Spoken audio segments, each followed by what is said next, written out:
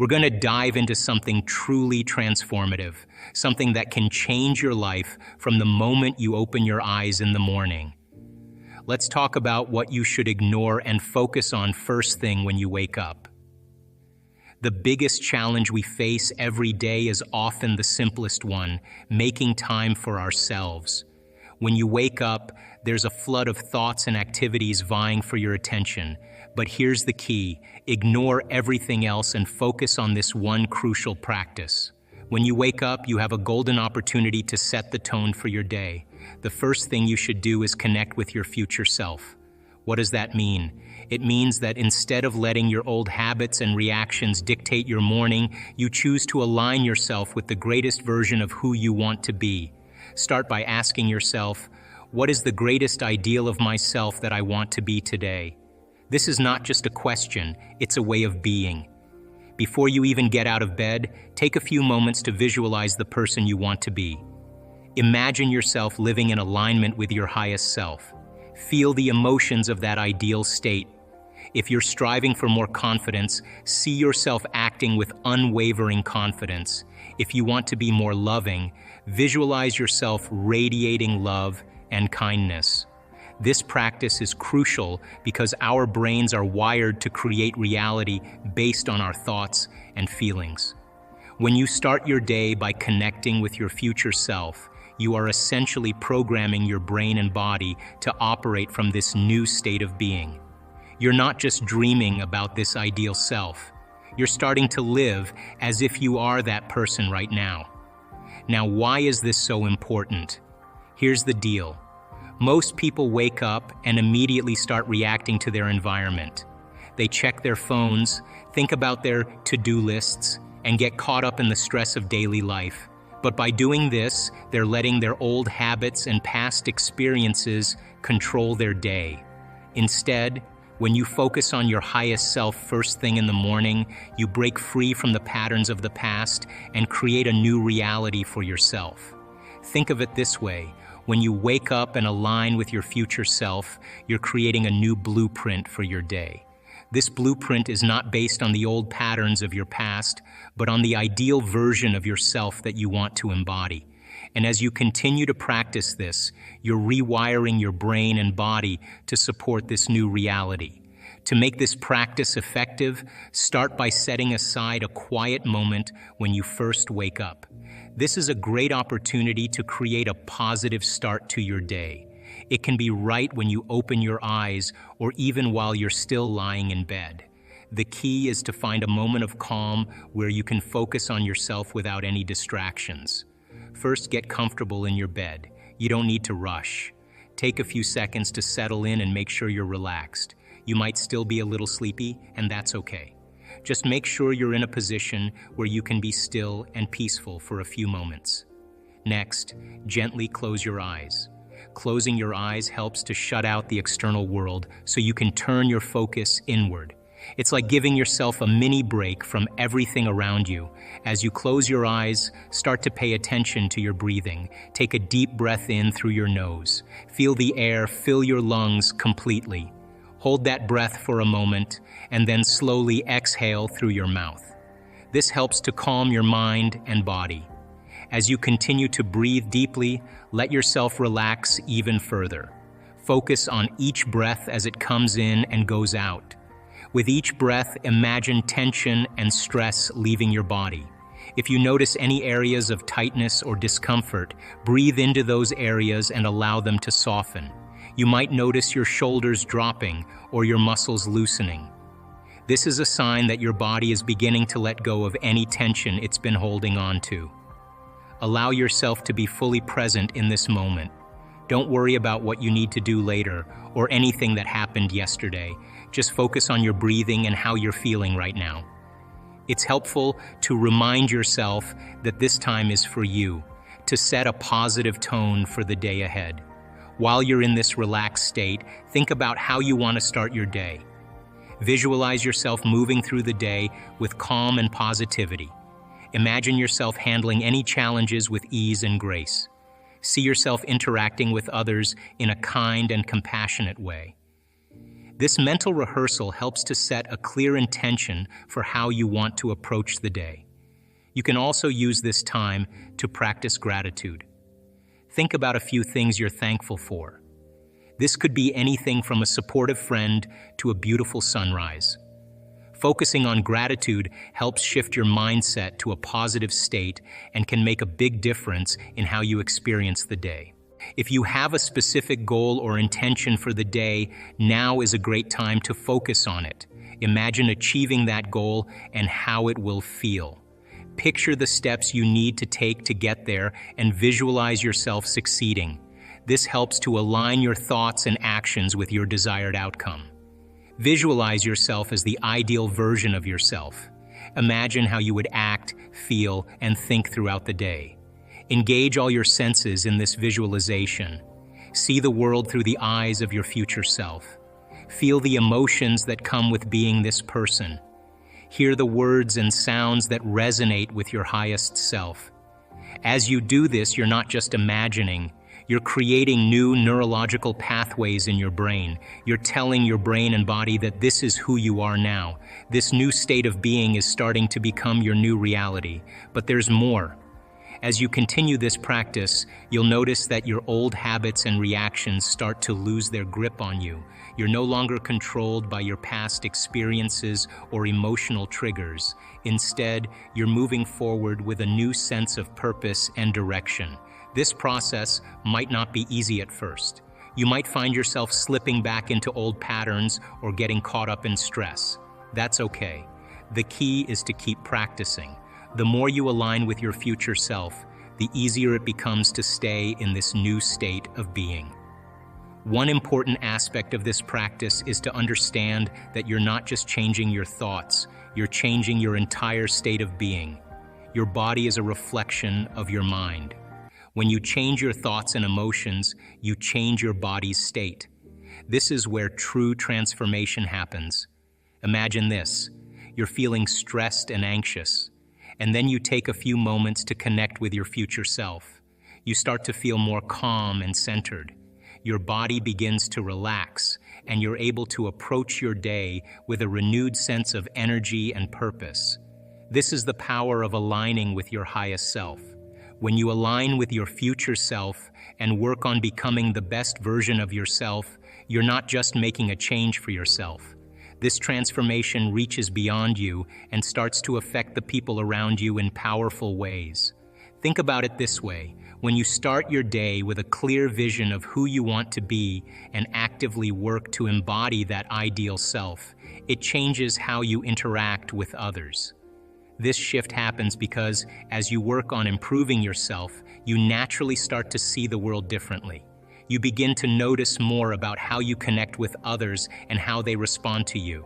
For instance, when you focus on being more positive and compassionate, it influences how you treat everyone you come across. Instead of reacting with irritation or frustration, you begin to approach people with kindness and understanding. This change in your attitude helps create a more harmonious environment around you. People respond to positivity, and when you bring this into your interactions, you often see them react in a more positive way too. Let's break this down with a simple example. Imagine you start your day by visualizing yourself as a calm and patient person. You focus on being understanding and empathetic. When you interact with someone who might normally annoy you, like a coworker or a family member, you approach them with this new mindset. Instead of snapping back or feeling frustrated, you listen more, understand their point of view, and respond kindly. This new way of interacting often leads to more meaningful and positive exchanges. When you make a habit of approaching others with empathy, you start to notice more about their feelings and needs. You see yourself in their struggles and triumphs, which makes it easier to connect with them on a deeper level. This understanding helps you offer support and encouragement, creating a stronger and more supportive relationship. Your compassion encourages others to be more open and kind as well, which can improve the overall atmosphere in your relationships and surroundings. This effect isn't just about small interactions. It can transform larger aspects of your life. For example, In your workplace, if you consistently approach your colleagues with positivity and empathy, you might notice that the workplace becomes more collaborative and less tense. People might be more willing to help each other and work together effectively. Your positive attitude can inspire others to adopt a similar approach, which benefits everyone involved. Similarly, in your family life, when you embody kindness and understanding, it can lead to healthier and more loving relationships. Family members might start to mirror your positive behavior, leading to a more harmonious and supportive family dynamic. This ripple effect extends beyond immediate interactions, affecting how everyone in your circle relates to one another. Moreover, this transformation isn't limited to just your personal relationships.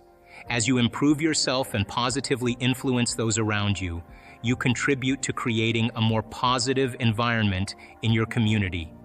Your behavior can inspire others to reflect on their own actions and make changes in their lives.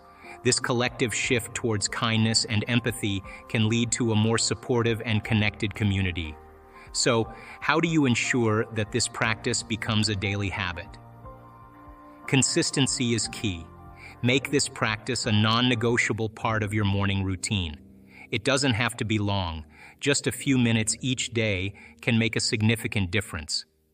As you continue this practice, it will become more natural and integrated into your daily life. Remember, the goal is not perfection, but progress. Every time you align with your future self, you're making a step towards a new reality. And with each step, you're creating a new version of yourself that is more aligned with your highest potential. One final thought: be patient with yourself. Change takes time, and you might not see immediate results, but trust in the process. Every time you practice this alignment, you're building a new foundation for your life. Over time, these small changes will lead to profound transformation. It's essential to remember that patience is a key part of any transformation. Just like planting a seed in the ground, you don't see the plant grow overnight. It takes days, weeks, and even months for that seed to sprout and eventually become a strong, flourishing plant. Similarly, when you're working on yourself and trying to make positive changes, it takes time. You won't always see the effects right away, and that's okay. Think of each practice session as watering and nurturing that seed. Every time you take a few moments in the morning to focus on your breathing, visualize your goals, or set your intentions for the day, you're giving yourself the care and attention you need to grow. These small daily actions might seem insignificant on their own, but together they add up to something much more substantial. It's also important to be kind to yourself during this process. There will be days when you feel like you're not making any progress. Maybe you'll have a day where you feel particularly stressed or upset, and it seems like all your efforts are in vain. Remember, this is perfectly normal. Change is not a straight path. It's full of ups and downs. On those tougher days, remind yourself that it's all part of the journey. Trusting the process means having faith that your efforts will pay off in the long run. It means believing in yourself even when you can't see the results yet. This trust is crucial because it keeps you motivated to continue your practice, even when it feels challenging. Keep in mind that every time you practice aligning yourself with your goals and intentions, you're reinforcing new, positive habits. These habits will eventually replace old, unhelpful ones. We feel to certain problems and conditions in our life, the more we pay attention to them. So we give our power away to our ex. We give our power away to that big problem. And that's creative energy that we should be able to use to create a new future. Now the person's back in the past. But if they become aware that they're siphoning energy out of the present moment into the past, and they settle the body back down into the present moment, that's a victory. And those victories add up, and you're telling the body in that moment that it's no longer the mind, that you're the mind, and that's a victory. You become aware that your body wants to get up and move, and you're in the meditation. And you tell your body, you bring it back to the present moment, you settle it back down, you are training the animal. That's a victory. Now you're executing a will that's greater than the program, because most people lose their free will to a program. Now you're telling the body, I'll tell you when we get up, not when you want to get up. You're not the mind, I'm the mind. And that's a victory. If you keep doing this and you stay with it, sooner or later the body's going to surrender to a new mind. And when that happens, there's a liberation of energy. The body is freed from those habituations and those emotions. The body's going from particle to wave, from matter to energy. And all of a sudden you're dialing down the anger, you're dialing down the vigilance, and the body now is being conditioned to a new mind. That is the present moment. And when you're in that present moment, something really amazing happens. You forget about you. You're basically just an awareness. You're in the unknown, and that is the perfect place to create from. So it turns out that when people do this properly, they heal themselves of anxiety. Why? Because they're no longer obsessing about some future. When they find the present moment, they heal from their depression because they're not hopeless and powerless in their past. The body's conditioned now. This realm has an infinite amount of space. Space is eternal, and we experience time as we move through space. When you feel that feeling and it's visceral, no person, no thing, no experience will stand in the way between you and that vision, and you will be initiated by the universe into wealth. Once you start feeling unlimited, once you start feeling abundant, once you start feeling worthy, now you're teaching your body chemically to understand what your mind has intellectually understood. Now it begins to come to you. You become the vortex or the magnet to your destiny. You are not going anywhere to get anything. You are actually collapsing space and time, and you are drawing the experience to you.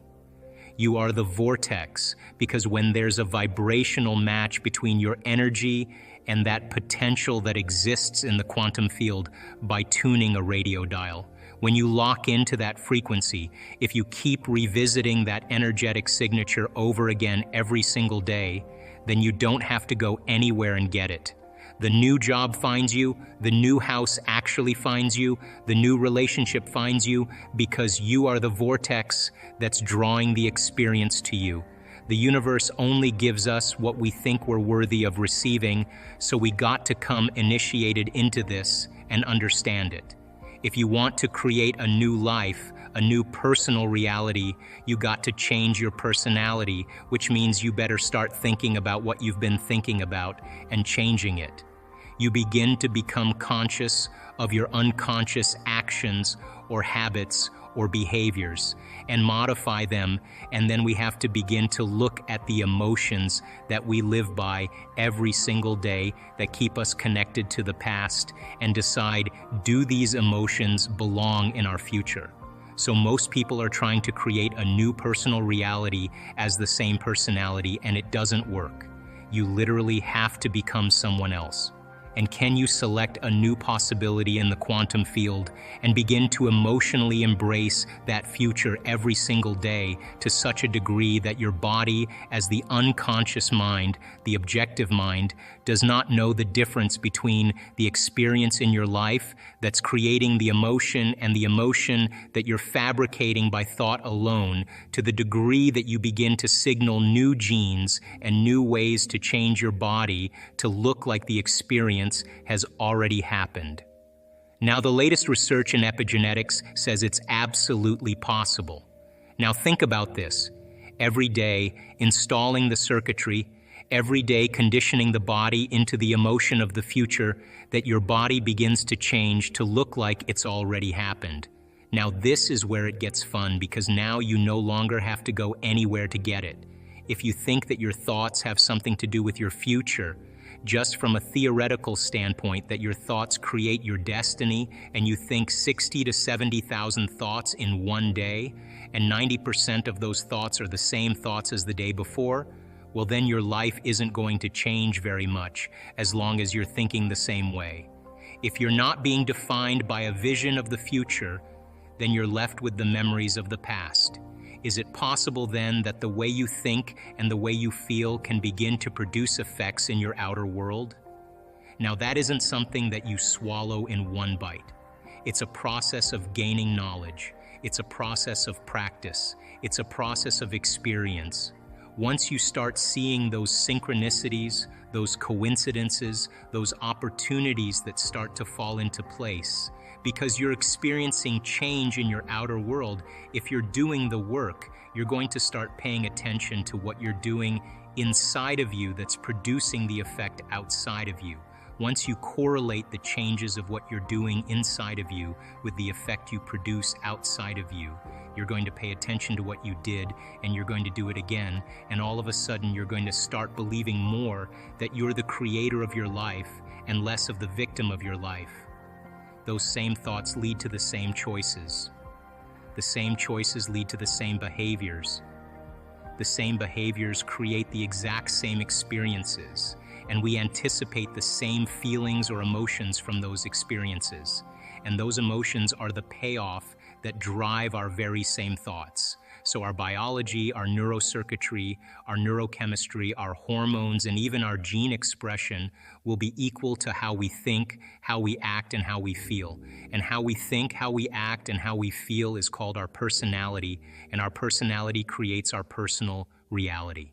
That's it. I want people to begin to understand that thoughts are very powerful, feelings drive our thoughts, and that they can begin to create a better life for themselves once they understand some of these principles.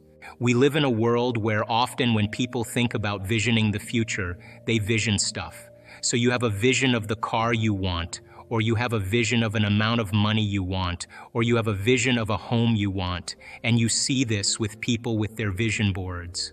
What's your take on that? And is that the right type of visioning? And what is the right type of visioning?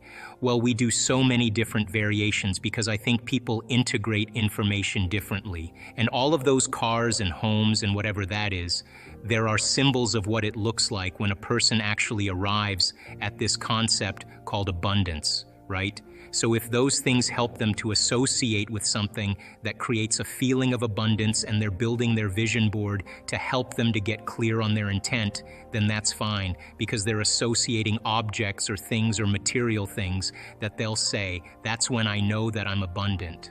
That's fine. Other people will say, look, abundance just means that I have more than I need, and I'm happy with that. And for them, there's a feeling that is associated with that. And when they begin to dream about their future, they may see themselves in a scene or see themselves a certain way. I don't care what it takes for the person to get there, because once they have their abundance, and this happens quite a bit in our work, when you finally have everything you want, there's only one thing you're going to ask yourself: how am I going to contribute to the world? How am I going to make a difference? So we use different tools to help people to get to that point. But if the person's doing the vision board and they're saying, when I get my new car, I get my new house, I get my new relationship, then I'm going to feel so great.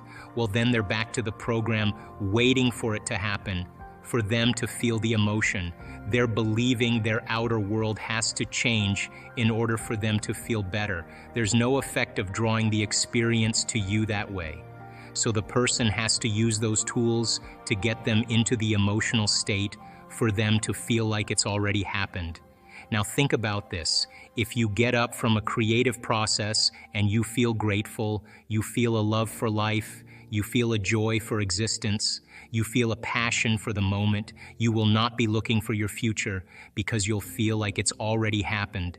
It's the moment that we start feeling those self-limiting emotions, that we feel separation, and then we start looking for it again. Well, then if you're waiting, you're not creating, you're in separation again. So then whatever it takes for you to move into a state of being. And what is a state of being? Thoughts are the vocabulary of the brain. Feelings are the vocabulary of your body. How you think and how you feel creates your state of being. So then if you wake up in the morning and you come back to your senses with a clean slate and you say, I don't feel anything, you say, well, let me start thinking about all the problems in my life. Well, all those problems are connected to different people or different objects or things at different times and places. The moment you remember your problems, a memory is a record of the past. You're thinking in the past. Every one of those problems has an emotion associated with them. So all of a sudden you start feeling unhappy, you start feeling bitter, you start feeling frustrated. So now your body's in the past. So then most people then create a state of being that's connected to their past. And if they're in the familiar past, then they are going to crave the predictable future, and they're going to fall back into routine. So then we want people then to get very clear on that vision of their future, however they do it, and begin to combine that clear intention with an elevated emotion. And the stronger the emotion they feel from the vision they're creating, the more altered they feel inside of them, the more they're going to pay attention to the pictures in their mind. And now they're remembering the future. The knowledge creates awareness. Awareness creates consciousness. Consciousness and energy are connected, so there's a change in energy globally going on with the world. Now that knowledge and that change of energy has effects on paradigms that are no longer a vibrational match with that new level of consciousness. This is the time we've been waiting for. This is where it's happening in the Milky Way. This is happening here because there's a true coming of a new consciousness. It's not one person that's coming. It's a collective consciousness that's emerging. If you look around the world right now, whether you're looking at the economic model or the political model or even certain aspects of the religious model, the environment, the medical model, there's several different parts of our culture that's beginning to collapse. If you study human nature, historically, we always wait for crisis or trauma or disease or diagnosis, both as an individual and as a culture, before we decide to change. If you look at this and you study it in history, it's a sign that something new has to be born. Because the old model of reality begins to change, something else has to replace it. So we have two ways that we actually face crisis. We can either face crisis in a state of emergency, which in the beginning of a crisis is healthy, or we can face crisis in a state of creativity and innovation. If you're addressing a financial crisis or a crisis in a culture and everybody is selfish and everybody's living by those emotions, then they're pushing their way to get to the head of the line. They're competing, they're forcing outcomes, they're using very primitive systems to try to take care of themselves. We know from the physiology of the brain that most of the blood supply goes to the hindbrain and away from the forebrain. Those chemicals create a gap between the way things appear in our life and the way things really are. In other words, we're viewing reality in an altered state, so we don't see possibility. We feel separate from each other. We are competing and striving to get to the head of the line by using our cunning, manipulative, egocentric ways to get there, and we're very controllable. Fear is very controllable. Competition is very controllable. Anger and war divides individuals. Now, that is not a way to address a crisis, because the service to self, or taking care of the self, is the exact thing that enhances the crisis. Because if you and I are all doing the same, if we're all doing the same thing, then a culture becomes more divided. It becomes more disintegrated. It becomes more incoherent. And possibility then is not part of the equation. So the other state of mind, if you can view crisis as a great opportunity brilliantly disguised as an impossible situation, and you have to match the conditions in your environment with a new mind. Now we're talking about greatness, because innovation and creativity and a new way of thinking and a new way of being means that we can't do the same thing from the past. And so in history, cultures that are individuals that overcame their environmental conditions were considered mystics and saints and leaders and charismatic leaders. They were individuals that saw past the illusion of the present reality. When we begin to become innovative or creative, the brain begins to switch. We begin to turn on the forebrain, the frontal lobe, which is really the crowning achievement of the human being, and we begin to ask bigger questions. How can we create a new way of being in a world that's falling apart? How can we begin to create a new system to adapt to these conditions? And I think that people, when they begin to feel empowered by possibility, when they begin to see that the death of the old paradigms means the beginning of a new paradigm. How many people actually believe in the idea that the way you think has some effect on your life? So how many people actually woke up this morning and consciously created a future? You know, the biggest reason why people don't do it is because you don't really believe it's true. You see, if you knew on a gut level that it was absolutely true, would you ever miss a day, and would you ever let any thought slip by your awareness that you didn't want to experience? So your brain, according to neuroscience, is organized to reflect everything you know in your life.